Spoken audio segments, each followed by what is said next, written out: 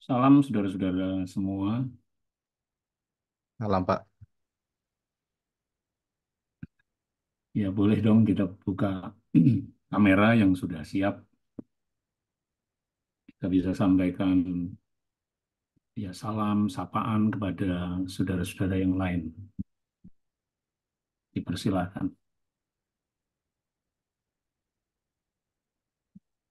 lagi Nah, persiapin kamera saya Pak. halo,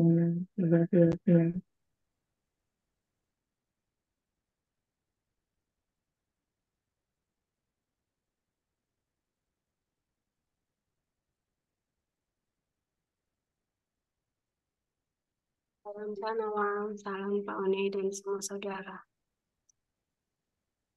Salam, Mbak Yen.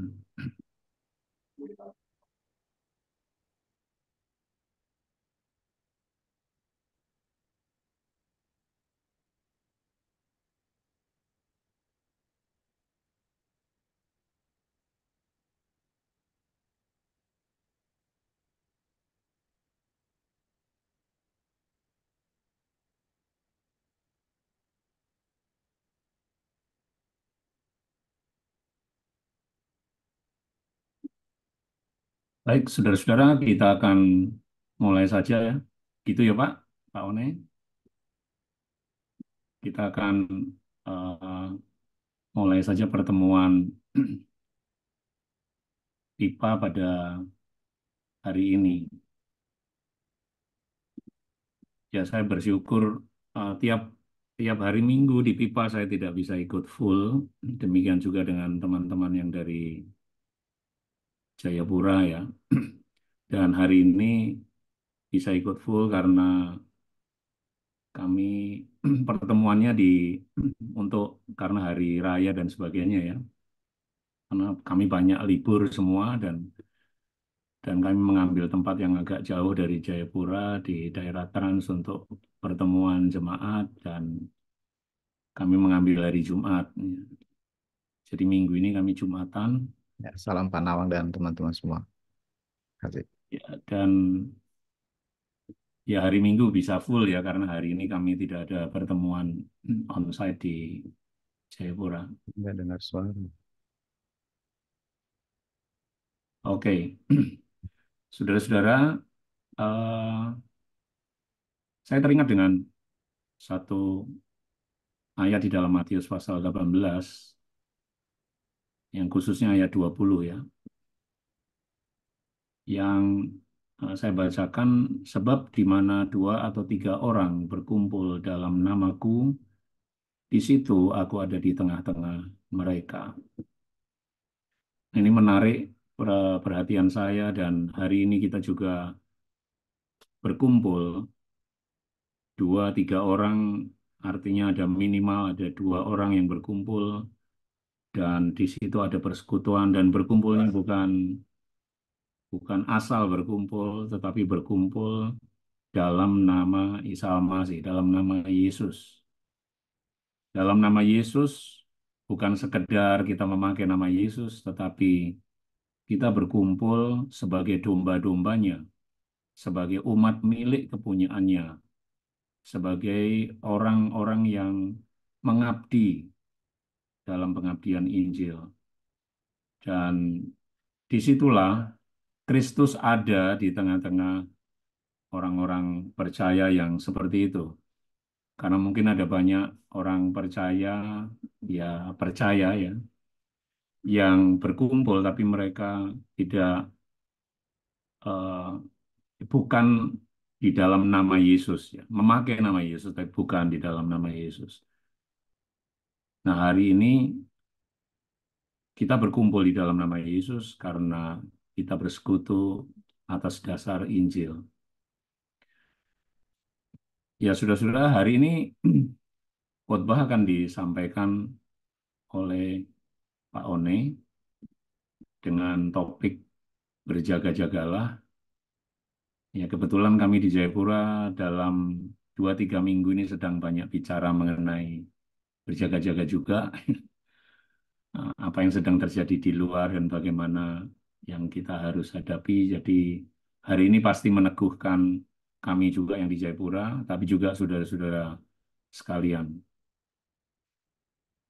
Oke, kemudian nanti perjamuan Tuhan akan dilayani oleh Saudara Yakub Ginting dari Kaban Jahe dan penutup, kemudian ada dukungan dan doa oleh Bang Freddy dari Medan. Baik, saudara-saudara, kita akan mulai menyambut ajaran Injil pada hari ini. Kita mau berdoa bersama-sama. Bapa di surga, kami sungguh mengucap syukur atas anugerah-Mu yang pernah kami terima dan terus-menerus kami terima. Kemurahan-Mu, kebaikan-Mu yang tidak pernah gagal dalam hidup kami. Kami mengucap syukur untuk kasih-Mu di dalam hidup kami. Terima kasih untuk kemuliaan yang Kau berikan. Terima kasih untuk mujizat terbesar yang Engkau hadiahkan kepada kami. Kami sungguh mengucap syukur.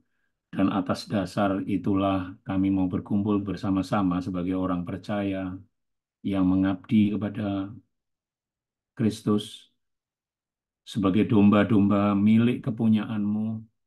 Kami mau berkumpul, kami mau belajar dari Engkau. Kami mau saling memperhatikan satu sama lain. Kami mau merayakan Engkau dengan mengingat kematian dan penguburan dan kebangkitan-Mu. Kami mengucap syukur untuk semuanya. Itu sebabnya hari ini kami bersuka cita dan biarlah Roh Allah menolong kami untuk mengerti jalan-jalan-Mu, mengerti kehendak-Mu lebih dalam lagi. Kami bersyukur Bapa. Di dalam nama Isa Al-Masih, Yesus Kristus, Tuhan kami berdoa. Amin. Baik Pak One, saya serahkan kepada Bapak. Baik, Pak Nawang, terima kasih sudah mengantar ini Pak, dan juga peneguhan atas topik pagi ini dengan apa yang sedang dikerjakan oleh saudara-saudara yang bersama di Jayapura dan semoga juga di berbagai tempat di seluruh Indonesia. Sekali lagi makasih Pak Nawang dan teman-teman semua. Halo yang sudah buka kamera dan yang belum buka kamera. Kita ketemu pagi ini dengan tema yang dipilih adalah berjaga-jagalah. Saya beri topik itu agak umum, tetapi garis besarnya kira-kira begini. Kita berjaga-jaga dengan 3 hal, yaitu berjaga diri, kemudian sebenarnya jaga diri dan jaga hati, kemudian jaga diri dan jaga lidah, dan jaga diri dan jaga segala perbuatan. Nah, tadi Pak Nawang sudah beritahu karena kita ini kan sedang menghadapi dunia global dan juga di dalam. Jadi berbicara soal menjaga diri atau menjaga kawanan dan menjaga ajaran. Nah, itu di topik lain kita bahas, saudara. Jadi kita menjaga diri, jaga kawanan, jadi jaga bersama-sama dengan saudara, dan terakhir jaga ajaran yang kita sudah miliki. Nah, ini agak lebih spesifik atau uh, lebih detail ya kita bicara hal-hal berjaga-jaga ini. Nah, sekarang kita udah melihat bahwa betapa hebatnya serangan dari luar untuk menghancurkan Injil itu sebenarnya. Sama seperti yang dilakukan oleh iblis semula, dia mencoba menghancurkan Kristus di bumi dengan uh, segala kejahatan yang dia buat sampai Yesus disalib. Tapi dia tidak tahu bahwa semua itu adalah rancangan Allah karena Yesus dibangkitkan dari antara orang mati. Demikian juga sampai hari ini kepada para pengikutnya, kalau kita perhatikan apa yang terjadi di dalam Wahyu, ternyata para pengikut Kristus itu diburu terus oleh iblis ini. Tetapi Allah menyediakan pemeliharaan, penjagaan itu bagi kita. Nah, maksudnya itu ya meskipun ada di antara kita yang sampai boleh dikatakan tubuhnya binasa, tetapi jaminan untuk hidup kembali itu sudah ada di dalam dia. Nah, baik, kita mulai langsung. Saya tidak tahu kalau membantu misalnya saya tampilkan ini, tapi saya harap tidak terganggu konsentrasi mendengarnya. Jadi saya bermaksud berjaga-jagalah. Ini cara hidup baru yang sesuai dengan panggilan dan pilihan serta pengabdian kita. Cara hidup baru itu yang boleh dikatakan yang segera ditindaklanjuti setelah saudara mengalami Injil, dibaptis ya, seperti itu. Jadi sebenarnya itu sudah bagian mengalami Injil, tapi saya beri penekanan ini mengalami Injil, dibaptis, dan artinya saudara mengalami roh di tiga bagian itu, mengalami Injil, dibaptis, dan mengalami roh. Nah, mengapa ini menjadi penting bagi kita, saudara-saudara? Karena kalau kita tidak berjaga-jaga dengan ini, maka kesaksian, apa yang kita katakan bahwa saya sudah mengalami Injil, itu menjadi bumerang bagi kita dan itu tidak menjadi kesaksian bagi banyak orang.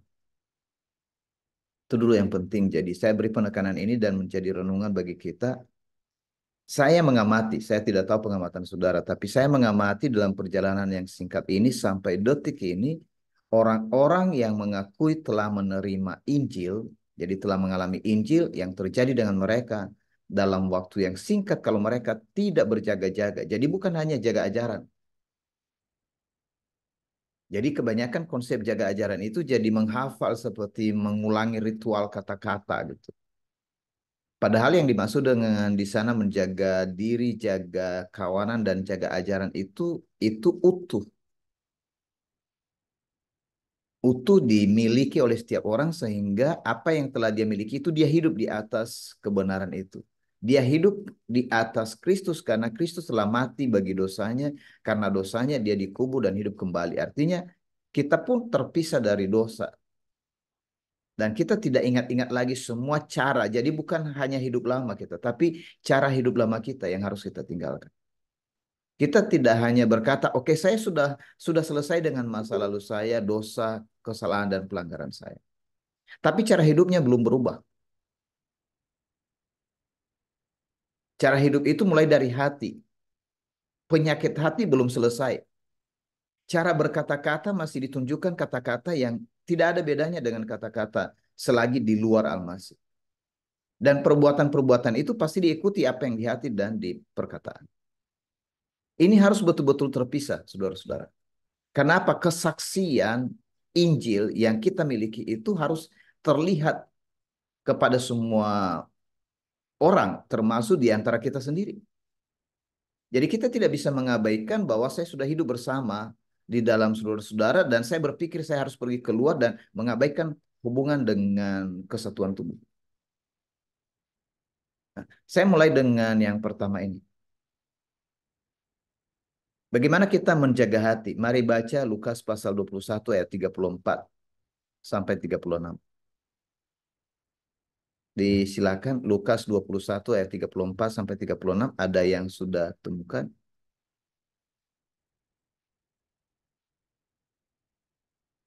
Saya baca ya, Pak. Silakan. Jagalah dirimu supaya hatimu jangan syarat oleh pesta pora dan kemabukan serta kepentingan-kepentingan duniawi, dan supaya hari Tuhan jangan dengan tiba-tiba jatuh ke atas dirimu seperti suatu jerat. Sebab ia akan menimpa semua penduduk bumi ini.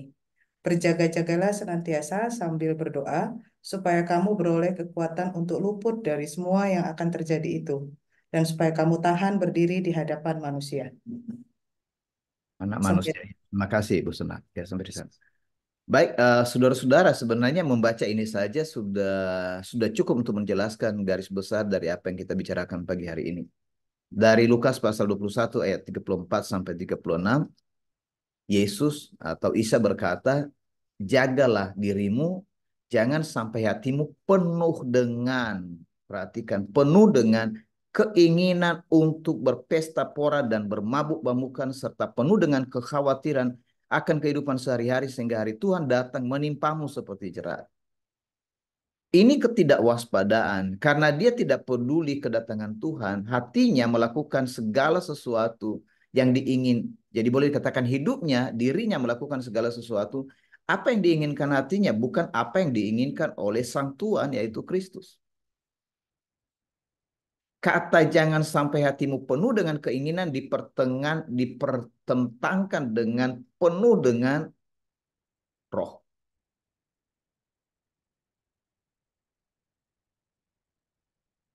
Jadi kalau kita penuh dengan roh, ini yang terjadi semula dengan semua orang yang percaya, mereka penuh dengan roh. Kepenuhan roh itu dinyatakan dalam kitab suci karena kita sudah dibersihkan dari segala yang jahat. Kita dibersihkan dari hati yang jahat. Kita dibersihkan dari pikiran yang jahat. Kita dibersihkan dari semua dosa, kesalahan, dan pelanggaran kita. Kita sudah menjadi suci. Jadi kalau kita membaca pun bagian lain dalam kitab suci, misalnya seperti, hendaklah kamu kudus karena Allah itu kudus. Kita mengerti bahwa apa maksudnya kudus. Karena kita telah dikuduskan, bukan karena kita mampu menguduskan diri.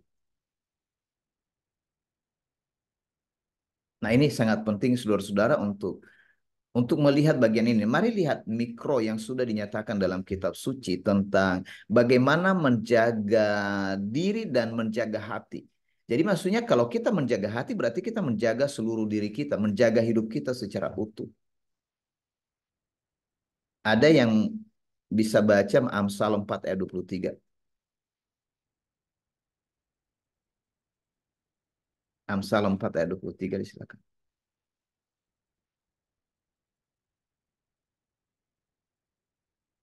Saya baca ya Pak. Silakan.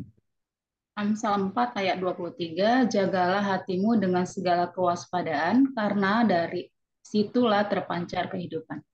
Oke. Jadi maksudnya kalau terpancar kehidupan sebenarnya inilah hidup baru yang kita miliki. Apa yang ada di dalam hati kita? Masalah hati itu penyakit yang lama itu tidak semudah kita berkata, saya sudah menerima hidup baru, saya sudah percaya kepada Yesus Kristus. Saya mengerti konsep kebenarannya bahwa mengalami Injil dan Roh. Tapi saudara-saudara, hati kita penuh dengan masalah. Kalau saudara-saudara tidak mengamati ini dalam diri saudara, maka nanti hidup kita menjadi orang munafik. Karena merasa diri bahwa sudah bersih, padahal hati tetap membawa semua persoalan-persoalan yang lama. Jadi ini menegaskan kepada kita bagaimana cara hidup ini yang sudah diberikan oleh Kristus kepada kita. Nah, Markus pasal 7 ayat 20 sampai 23 disilakan ada yang membaca. Nah, ini pertentangan dengan banyak orang menyucikan tubuh. Misalnya harus cuci tangan dan seterusnya. Tapi mereka tidak tahu apa masalah sebenarnya yang membuat orang menjadi najis. Nah, kita lihat Markus 7 ayat 20 sampai 23.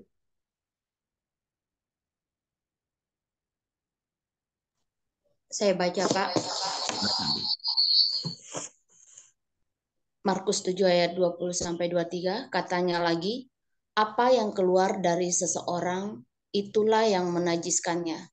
Sebab dari dalam, dari hati orang timbul segala pikiran jahat, percabulan, pencurian, pembunuhan, persinahan, keserakahan, kejahatan, kelicikan, hawa nafsu, iri hati, hujat, kesombongan, kebebalan. Semua hal-hal jahat ini timbul dari dalam dan menajiskan orang. Kasih. Mari perhatikan ini saudara-saudara. Ini mikro dari cara hidup yang menjaga diri dan menjaga pikiran. Lebih mudah bagi kita mengatakan saya sudah menerima Yesus sebagai Tuhan dan Juru Selamat saya pribadi. Juga sama dengan mudahnya saya sudah mengalami Injil dan Roh. Tetapi pembuktian bahwa kita telah menerima Injil, bahwa kita telah mati dari semua kenajisan ini. Termasuk caranya. Jadi bukan, ya status saya sudah bersih. Tapi cara hidup saya masih bersifat seperti ayat 21 sampai ayat 23. Itu tidak layak dalam cara hidupnya dalam kerajaan Allah. Jadi memang kita tidak hanya berbicara soal status, kita berbicara soal cara hidup. Dan kalau kita berbicara status berarti cara hidup, di sini lengkapnya, di sini utuhnya, berarti kita juga berbicara soal hasil-hasil yang kita kerjakan. Terlihat hasilnya dengan semua persekutuan dan pengabdian bersama. Kalau satu saja masalah dalam hati saudara dan itu mempengaruhi perkataan saudara berbicara kepada keluarga Allah, itu menyebabkan kesaksian kita kepada orang lain menjadi jerat bagi kita sendiri. Nah, perhatikan ini teman-teman. Kalau misalnya apa yang sedang saya lihat yang dalam percakapan-percakapan melalui TikTok sekarang, saya sebenarnya sedihnya ini. Waktu kita tampil, beberapa orang mengatasnamakan kami adalah Kristen. Dan ketika ada orang lain yang memang sengaja memutarbalikkan kebenaran, tetapi ada di antara orang-orang Kristen sendiri juga yang memutarbalikkan kebenaran. Dan mengutip ayat bahwa di antara kamu sendiri. Jadi orang luar boleh dikatakan sama seperti bangsa Israel di mana mereka dalam pembuangan. Orang-orang pembuangan yang orang-orang di mana mereka berada di tempat pembuangan itu menghukum mereka berdasarkan firman yang mereka miliki. Dan ini yang tidak disadari oleh orang-orang Kristen. Nah, saya tidak khawatir ini saudara dengan saudara. Tetapi saya harus berkata, kalau Paulus berkata, saya khawatir kalau kamu gitu. Artinya mari berjaga semua di segala tempat. Kita baru sedikit saudara yang ketemu ini. Tetapi mudah-mudahan ada banyak saudara-saudara kita di seluruh dunia. Persoalannya kita mengerti kepada kita diberitahukan seluruh kebenaran dan rahasia Allah. Kita lebih mengerti dari semua. Tetapi ada masalah dengan cara hidup kita. Perhatikan di mana saudara berada. Perhatikan di mana komunitas Anda berada. Kalau di sana ada diam-diam di hati yang tidak beres, berpura-pura memuji Tuhan dan bersekutu, itu adalah kehidupan yang munafik dan tidak sesuai dengan panggilan Kristus. Nah, makanya di sini terbukti itu apa yang ada di dalam hati, itu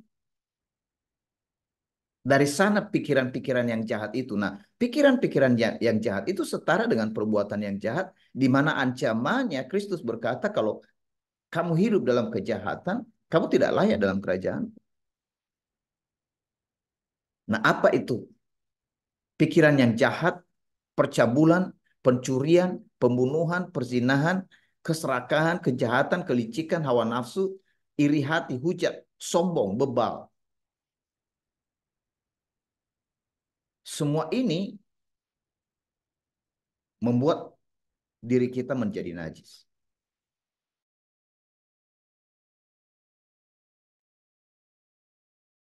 Jadi bagaimana supaya kita bebas dari kenajisan ini? Nah, di sini teman-teman bagaimana kita melakukan sesuai dengan iman yang kita sudah miliki. Kita harus melakukan mengerjakan panggilan yang baru ini. Panggilan yang baru kita itu adalah hidup dengan hati yang dibersihkan. Artinya begini, apapun tidak bisa jadi alasan bagi kita bahwa mengapa saya melakukan salah satu ini karena orang lain. Itu tidak bisa. Kita masing-masing mempertanggungjawabkan apa yang telah kita miliki. Kalau pikiran kita kotor, kita tidak berkata ini gara-gara ada yang lewat. Kalau kita akhirnya mencuri, ini gara-gara ada sesuatu yang lewat. Tidak bisa.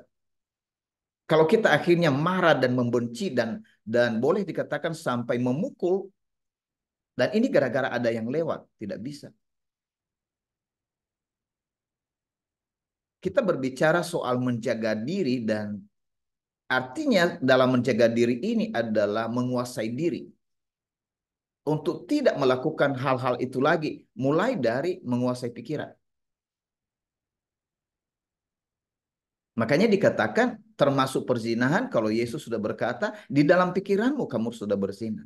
Keserakahan. Kita tidak, ya mungkin saudara tidak mengambil semua milik orang tetapi di dalam hati saudara, saudara terganggu dengan orang lain. Jika saudara terganggu dengan orang lain, itu masuk keserakahan, masuk kejahatan, dan saudara ada trik-trik kelicikan, kemudian ada keinginan yang hawa nafsu yang setara dengan mengejar milik orang lain atau mengejar cara yang lain di luar dari Kristus. Mulai mengeluarkan, menggerutu kata-kata yang bersungut-sungut mulai muncul dalam diri saudara. Dan mulai dibangun kesombongan dan merasa diri saudara lebih baik dan lebih benar dan orang lain semua bermasalah. Dan sekalipun saudara merasa bahwa diri saudara terpuruk dan saudara berkata orang lain yang bermasalah. Dan ketika saudara ditegur, saudara sudah tidak mulai lagi dengar dan itu bermasalah dengan kebebalan. Dan apa yang terjadi? Yesus berkata, ini kenajisan yang hebat. Nah, saudara-saudara, saya berbagi ini kepada teman-teman bukan karena sepertinya saya sedang menerawang ada sesuatu yang terjadi di antara tim. Tidak. Tapi saya sudah berdoa kepada Tuhan dengan, saya nggak tahu, dengan pelayanan di TikTok ini banyak hal yang diberitahukan kepada saya gitu. Pemberitahuan itu maksudnya jadi jelas bagi saya sebenarnya bagaimana tim ini harus hidup benar di hadapan Allah. Kita harus kita harus berjaga, teman-teman. Kalau tidak, ya kita akan kembali seperti cara hidup orang Kristen. Saya jadi mengerti mengapa orang Kristen ini jatuh, bukan saja karena dijadikan agama. Tapi ini persoalan tadi tidak menjaga hatinya. Makanya mereka mulai ada pemikiran-pemikiran yang sampai menafsirkan cara ini dan cara itu. Saudara mungkin tidak menafsirkan sampai menulis buku, tapi saudara menafsirkan sampai mengubah perilaku. Perilaku Anda berubah dengan orang lain karena apa? Apa tafsiran yang ada di dalam hati saudara. Dan bagi Kristus itu jahat.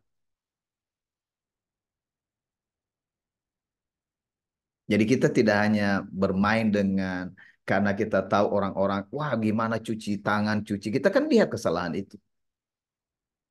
Kita tidak berkata, wah kami lebih baik, lebih mengerti kebenarannya, bukan. Tapi memang kita betul-betul bebas dari penyakit hati ini. Itu yang pertama. Jadi jaga diri dengan cara menjaga hati. Oke, kita ke berikutnya, jaga lidah. Gimana cara menjaga lidah ini? Nah, coba cek.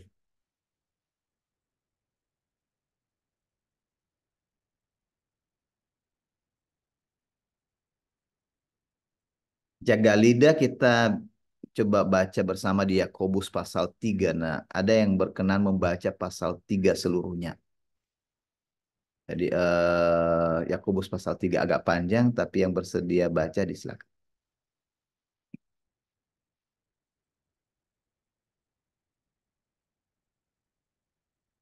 Ada yang mau baca silakan. Yakobus 3. Yakobus 3, saya baca dari Selabir. Hai saudara-saudaraku, janganlah banyak di antara kamu yang mau menjadi guru, sebab kita tahu bahwa guru akan menerima hukuman yang lebih berat. Kita semua bersalah dalam banyak hal. Jika seseorang tidak pernah bersalah dalam tutur katanya, maka ia adalah orang yang sempurna, yang juga dapat mengendalikan seluruh tubuhnya. Kita memasang kekang pada mulut kuda supaya ia menuruti perintah kita. Dengan begitu, seluruh tubuhnya pun dapat kita kendalikan.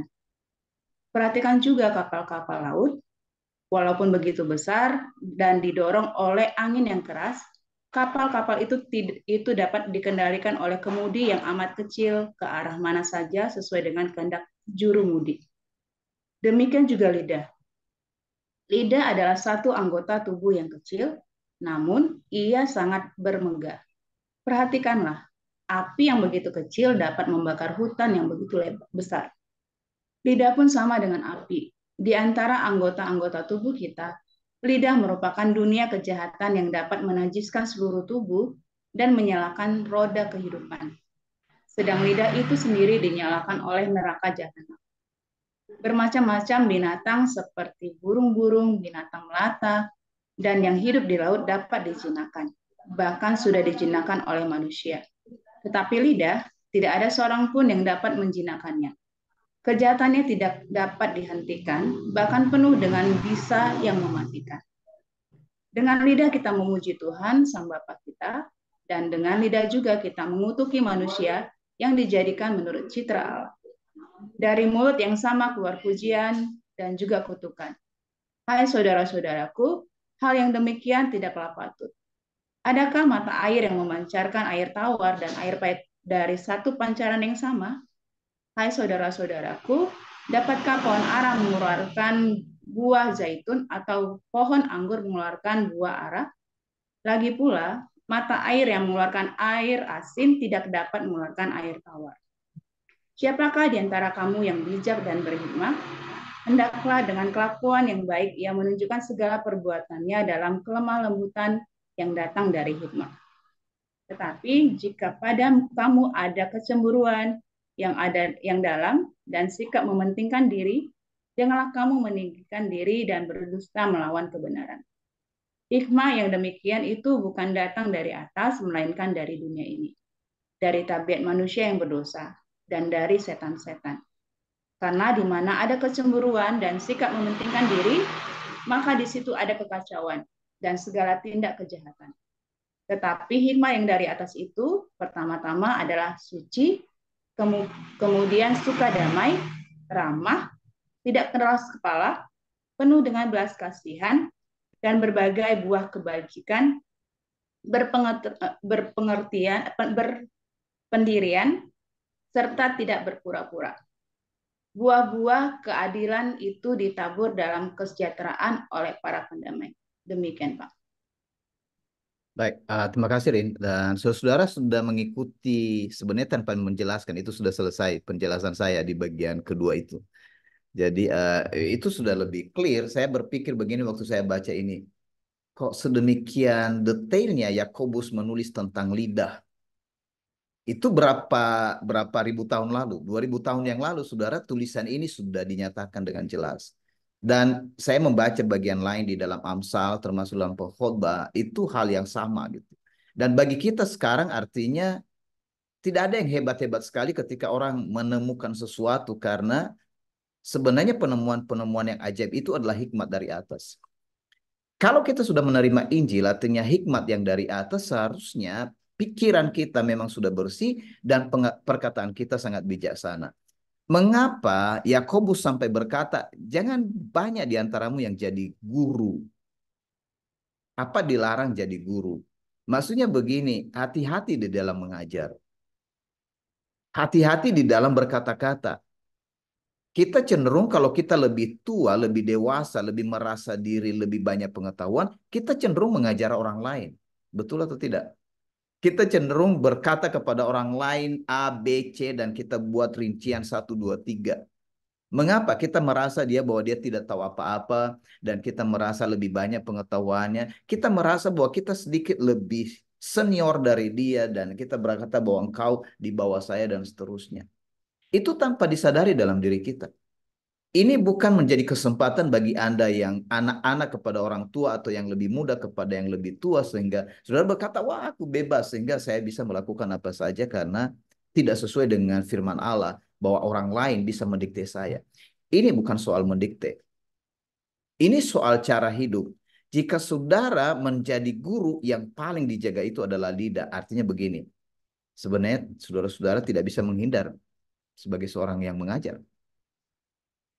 Kita akan mengajarkan orang terus, apalagi kita berbicara ketika kita menyaksikan Injil kepada keluarga kita, kepada saudara kita.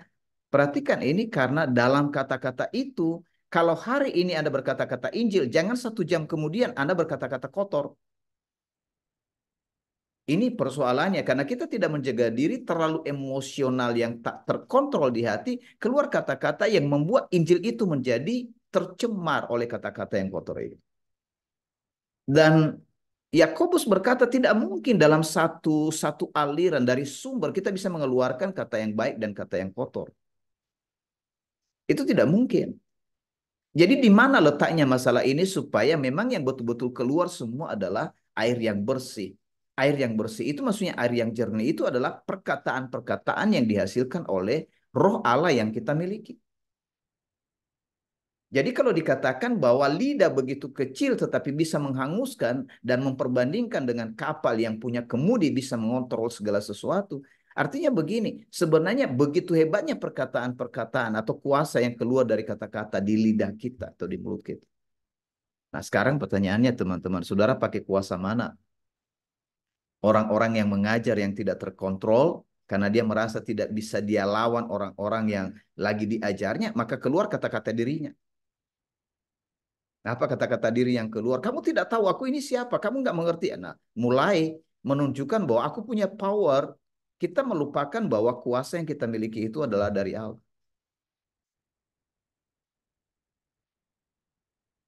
Nah, saya tidak menjelaskan lebih banyak bagian ini, saudara-saudara. Saya tidak tahu kalau misalnya ada diskusi sedikit nanti. Tapi saya telah menunjukkan ini kepada teman-teman, apa yang harus dijaga di hati dan juga dijaga dalam segala perkataan yang kita miliki ini.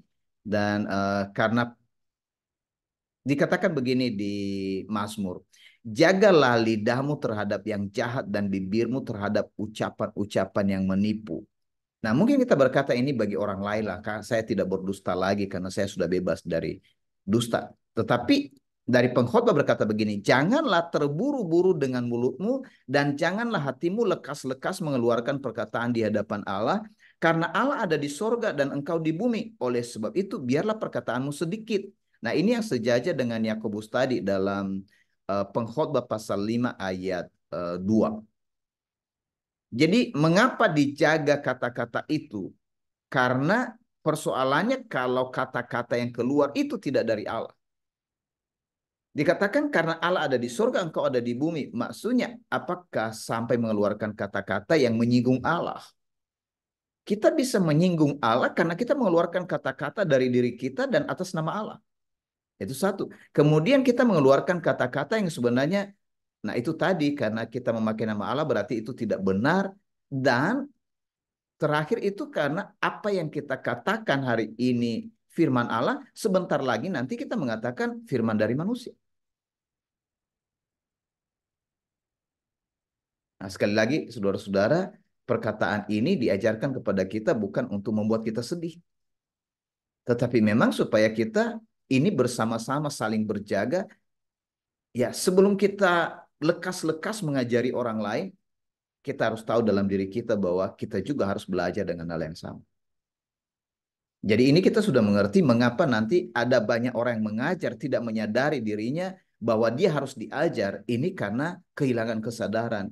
Kalau orang sudah kehilangan kesadaran berarti sudah jatuh di kesombongan, merasa dirinya lebih.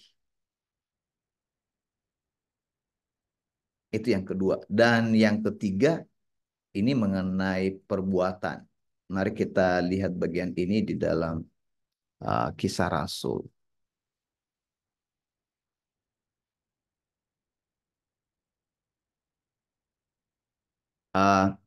Saya mulai dengan di Samuel dulu, teman-teman. Saya mengingatkan kembali ini meskipun saudara-saudara sudah hafal. Silakan baca Samuel 15. 1 Samuel 15 ayat 20 sampai 23. 1 Samuel 15 ayat 20 sampai 23.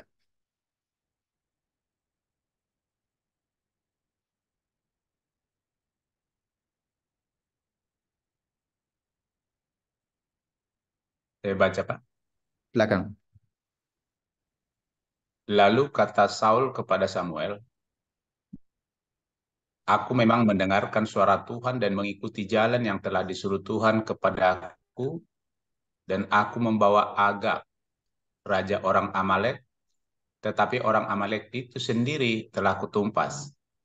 Tetapi rakyat mengambil dari jarahan itu kambing domba dan lembu-lembu yang terbaik dari yang dikhususkan untuk ditumpas itu, untuk mempersembahkan korban kepada Tuhan Allahmu di Gilgal. Tetapi jawab Samuel, apakah Tuhan itu berkenan kepada korban bakaran dan sembelihan sama seperti kepada mendengarkan suara Tuhan? Sesungguhnya mendengarkan lebih baik daripada korban sembelihan, memperhatikan lebih baik daripada lemak domba-domba jantan. Sebab pendurhakaan adalah sama seperti dosa bertenung, dan kedegilan adalah sama seperti menyembah berhala dan terapim. Karena engkau telah menolak firman Tuhan, maka ia telah menolak engkau sebagai raja. Baik, makasih Pak Roy. Wah, ini bagian terakhir itu yang mengerikan itu, teman-teman. Sebenarnya saya lebih banyak, bukan di Kisah Para Rasul yang saya maksud tadi, di Ibrani. Di Ibrani itu diingatkan banyak hal. Bayangkan ini saudara, kalau misalnya kita berbicara satu bagian, orang di luar kita, orang-orang di luar Kristen yang sebenarnya mereka benci sekali Alkitab, mereka lebih tahu isi Alkitab itu karena kedengkian gitu. Dan mereka mencoba menggunakan ayat-ayat itu. Nah, ada kejahatan di sana karena sebenarnya sudah menolak, mereka itu menolak, mereka jahat. Tapi kita bukan berarti membenarkan diri, oke, saya tidak mengerti apa-apa Alkitab, maka saya akan melakukan semua hal. Semua hukum di dalam kitab suci perlu kita tahu intinya agar kita tidak salah berbuat. Dan ini persoalan Saul, ya.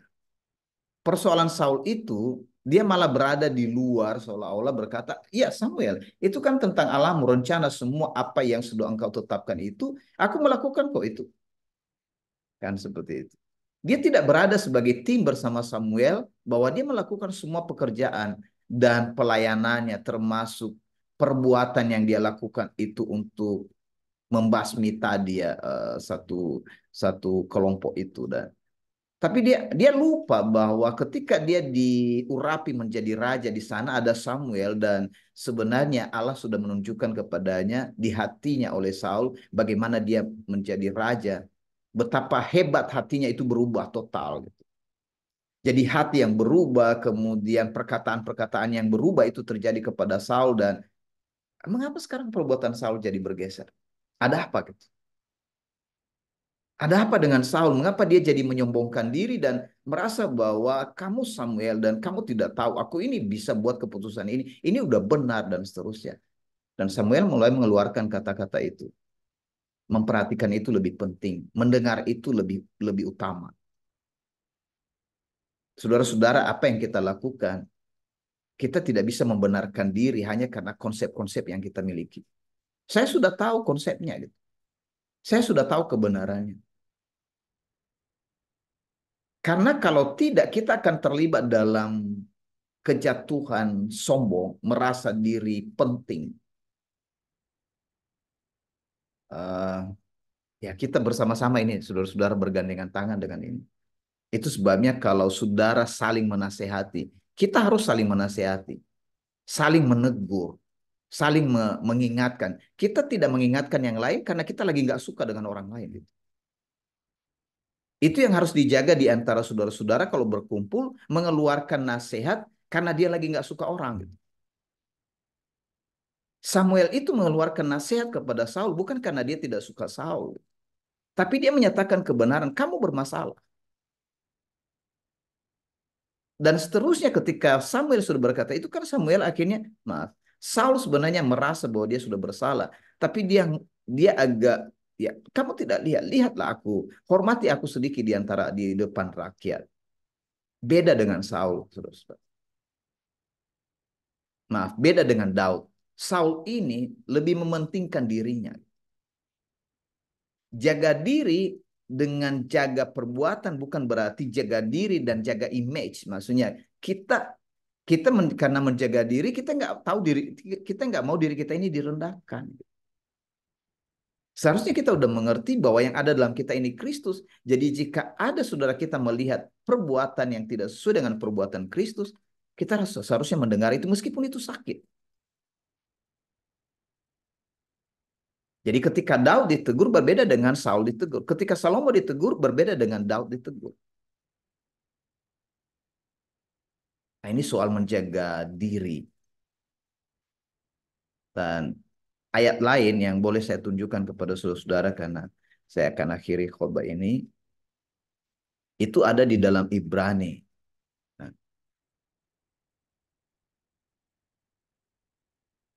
Nah, jagalah supaya jangan ada seorang pun yang menjauhkan diri dari kasih karunia Allah. Agar jangan tumbuh akar yang pahit yang menimbulkan kerusuhan dan yang mencemarkan banyak orang. Wah, ini sekaligus tarik mulai dari hati. Itu Ibrani pasal 12 ayat 15. Mulai dari hati, perkataan, dan perbuatan. Kalau sampai berkata menimbulkan kerusuhan yang mencemarkan banyak orang, berarti gara-gara ada sesuatu yang, ya kalau dikatakan menjauhkan diri dari kasih karunia Allah, artinya apa yang sudah diterima malah tidak hidup sesuai dengan panggilan itu. Nah, panggilan kita sudah jelas, saudara-saudara. Kita tidak punya panggilan lain selain daripada hidup serupa Kristus dalam segala hal. Itu dalam segala hal, bukan hanya dalam satu hal.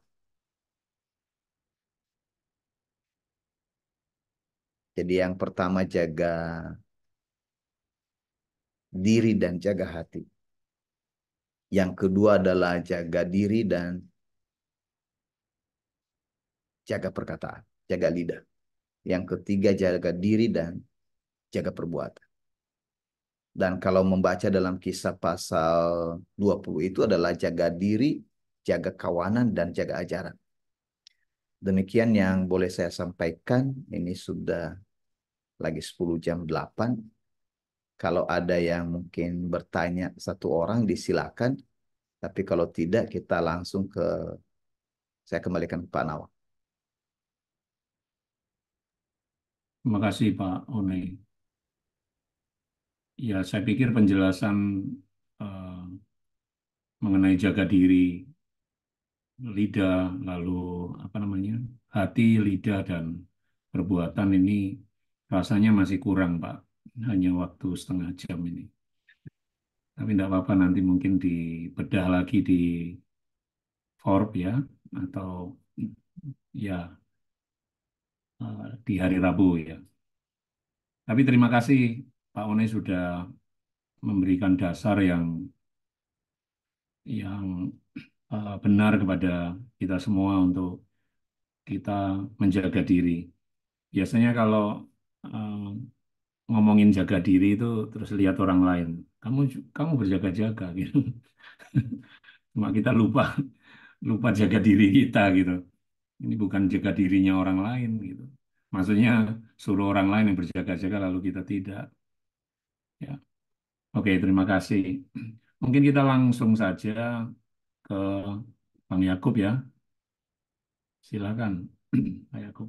Terima kasih Pak Nawang. Suara saya jelas Pak? Jelas banget Pak, merdu. Baik. Terima kasih kepada Pak One yang sudah menyampaikan ajaran dan juga Pak Nawang yang sudah membuka dan mengantar kita di dalam perjamuan Tuhan.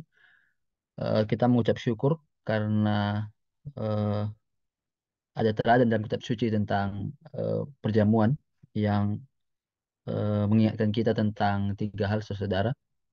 Yang pertama karena kematian Yesus itu sendiri, karena itulah menjadi inti dari eh, seluruh berita, ajaran, dan pengabdian yang kita lakukan sampai saat ini. Yang saat ini kita berada di dalam proyek Bank Injil, dan kematian Yesus itu yang menjadi landasan dari seluruh hal yang kita bicarakan dan kita beritakan. Dan perjamuan Tuhan ini juga mengingatkan kita tentang kesatuan kita di dalam Injil yang sudah kita terima.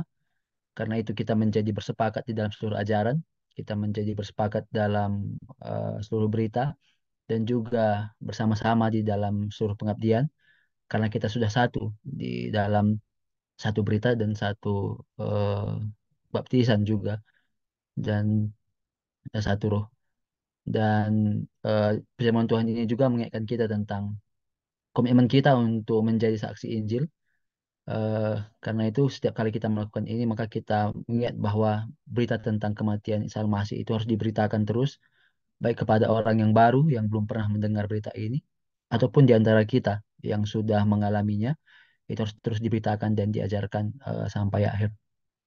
Karena itu kita mengucap syukur untuk teladan ini, dan seperti yang diteladankan dalam kitab suci, maka Isa mengambil roti, dan mari kita bisa siapkan roti yang sudah ada di hadapan kita.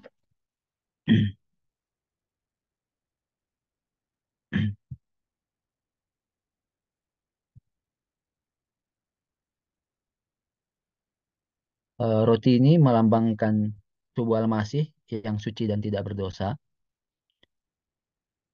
Sebelum kita makan, roti perjamuan ini mengingatkan perbuatan junjungan kita yang ilahi.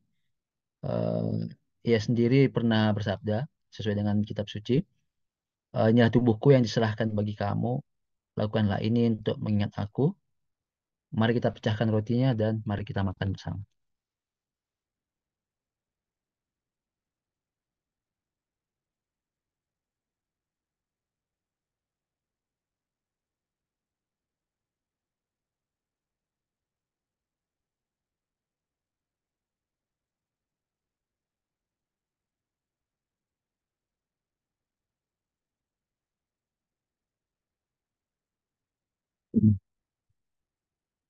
Kemudian selesai makan, Isa mengambil cawan yang berisi anggur dan menyatakan bahwa cawan ini melambangkan darah Al-Masih yang dipersembahkan untuk pengampunan dosa kita.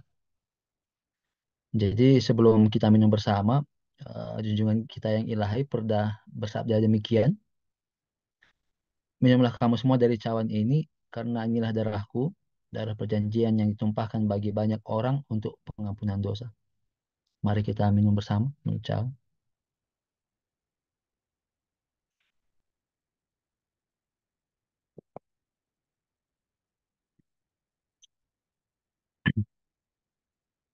Terima kasih saudara karena sudah bersama. Kitab suci Injil berkata, setiap kali kita makan roti dan minum seperti yang diteladankan seperti saat ini, kita sedang memberitakan tentang berita kematian Tuhan kita, Yesus Kristus, Isa Al-Masih, sampai kedatangannya nanti kedua kali. Amin. Terima kasih. Perjamuan Tuhan sudah selesai. Kami silakan Pak Nawang atau Saudara Freddy. Ya, langsung aja ke Bang Freddy. Silakan. Ya, makasih Pak Nawang dan Bang Jakub. Saudara-saudara, sebelum kita menutup pertemuan PIPA hari ini, mari kita mengingat bersama ya petunjuk dalam hal dukungan atau melayani keperluan bersama. Di jemaat mula-mula telah memberi teladan kepada kita bahwa yang pertama, semua yang mengaku percaya kepada Isa tetap bersatu sebagai satu kelompok dan segala harta milik mereka dipakai bersama. Selalu ada yang menjual harta miliknya dan membagi-bagikan hasil penjualannya kepada setiap orang di antara mereka yang memerlukannya. Kedua, pada hari pertama setiap minggu, mereka masing-masing menyisihkan uang semampunya dan menyimpannya di rumah. Maksudnya ialah supaya pengumpulannya jangan baru dilakukan setelah uang itu sudah mau diserahkan.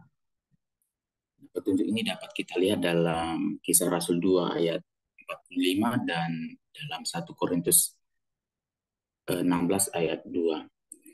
Dari pengabdian melayani keperluan bersama ini ada 3 bentuk yang bisa kita dapatkan, yaitu yang pertama, perpuluhan yang disejarkan dengan keadilan, kasih, dan kesetiaan, persembahan khusus yang diberikan karena keperluan khusus, sumbangan sukarela untuk bantuan keperluan banyak orang. Dan hasil dari pengabdian harta sebagai wujud melayani keperluan saudara seiman adalah pemberitaan Injil yang banyak dan penuh kuasa, hidup dalam kasih karunia yang melimpah, dan keperluan di antara jemaat tercukupkan. Jadi mari kita melakukan pengumpulan atau dukungan sesuai dengan petunjuk Tuhan kepada kita. Jadi bagi saudara-saudara yang sudah mempersiapkan, boleh mengumpulkan itu di tempat atau di kelompok masing-masing di segala tempat.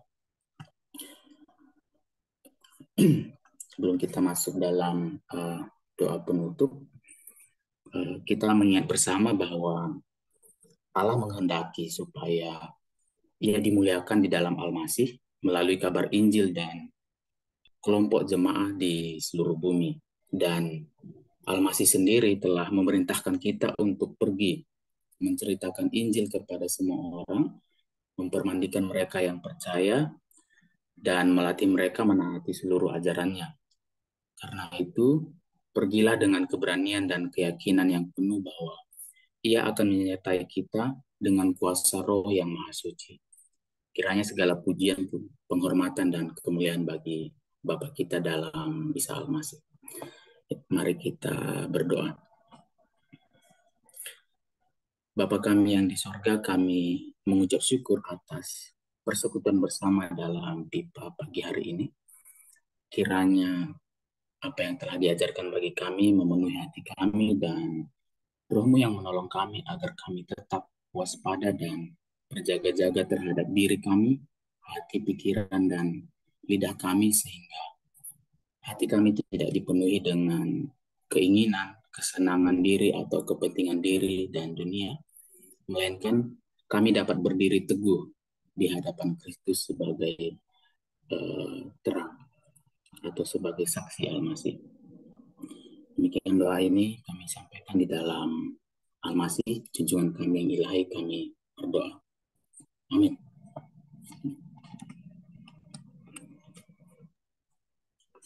Amin. Makasih, Fred. Kasih Pak Naum. Kasih Jacob. Amin. Terima kasih, Pak. Terima kasih Pak dan semua saudara. Salam. Terima kasih Pak One, Pak Nawang, Yakub, dan juga Freddy, semua saudara ya yang sudah bersama. Ya, terima kasih juga buat saudara semua dan Pak One, Pak Nawang, Pak Yakub dan Pak Freddy dan saudara semua. Salam semua buat minggu pagi ini. Salam.